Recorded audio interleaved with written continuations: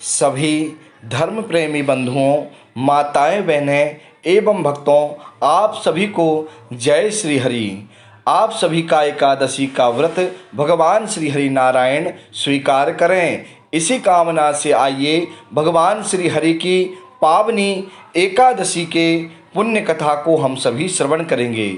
सर्वप्रथम सभी भगवान के नाम का जयकारा लगाकर प्रेम से भगवान का ध्यान करके और उत्तम तरीके से भगवान की पावनी कथा को, इस एकादशी की कथा को हम श्रवण करेंगे।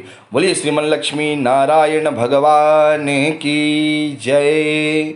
ओम शांताकारं भुजगशयनं पद्मनाभं सुरेशं विश्वाधारं गगनसदृशं मेघवर्णं शुभांगं लक्ष्मीकान्तं कमलनयनं योगविद्यानुगम्यहं वन्दे विष्णुं भवभयहरं सर्वलोकैकनाथं। बोलिए श्रीमन लक्ष्मी नारायण भगवान की जय। श्री हरि नारायण भगवान की जय। आइए प्यारे भक्तों, भगवान की पावनी कथा को श्रवण करें।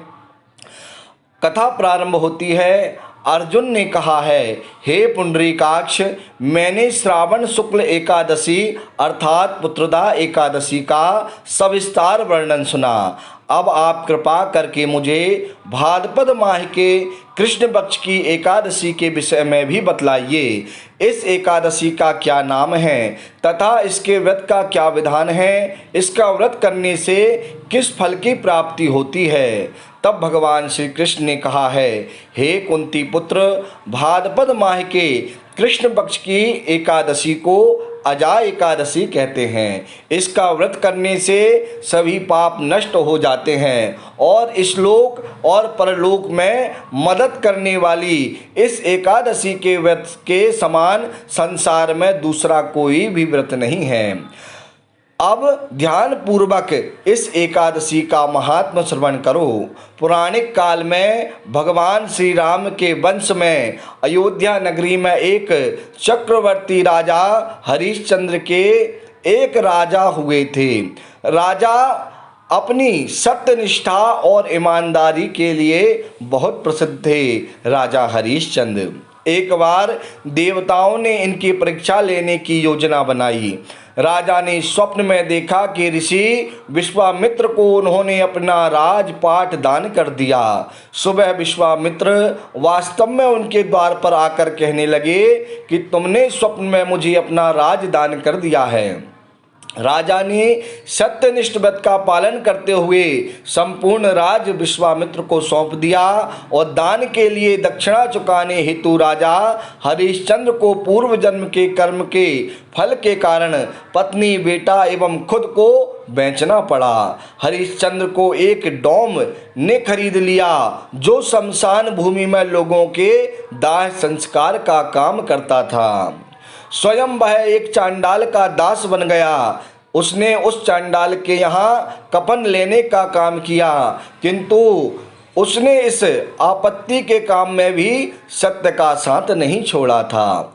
जब इसी प्रकार उसे कई वर्ष बीत गए तो उसे अपने इस नीच कर्म पर बड़ा दुख हुआ और वह इससे मुक्ति पाने का उपाय खोजने लगा। वह सदैव इसी चिंता में रहने लगा कि मैं क्या करूं, किस प्रकार इस नीच कर्म से मुक्ति पाऊं।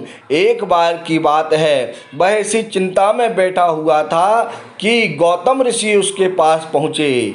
राजा हरिश्चंद्र ने उन्हें प्रणाम किया और अपनी दुख भरी सारी कथा उन्हें सुनाने लगे।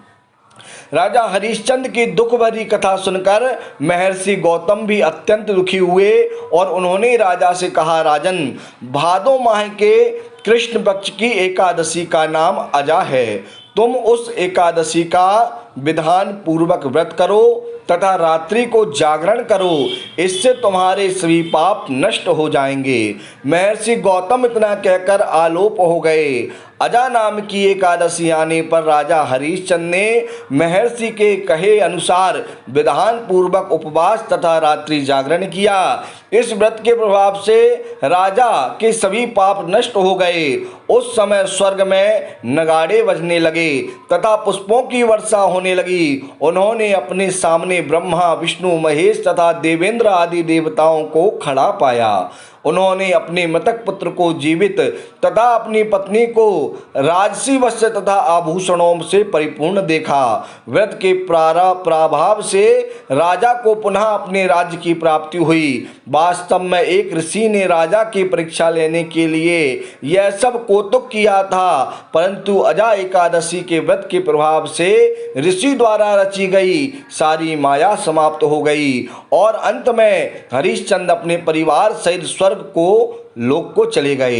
हे राजन, यह सब अजा एकादशी व्रत का प्रभाव है। जो मनुष्य इस उपवास को विधि पूर्वक करते हैं तथा रात्रि जागरण करते हैं, उनके सभी पाप नष्ट हो जाते हैं और अंत में वह स्वर्ग को प्राप्त करते हैं। इस एकादशी व्रत की कथा के श्रवण मात्र से ही अश्वमेघ नाम के यज्ञ के फल की प्राप्ति हो जाती है। ऐसी पावनी यह एकादशी अजा एकादशी की दिव्य कथा है, जिसे हम और आप सभी ने बड़ी श्रद्धा के साथ सुना है। भगवान श्री हरि नारायण हम सभी की मनोचित कामना की पूर्ति करें।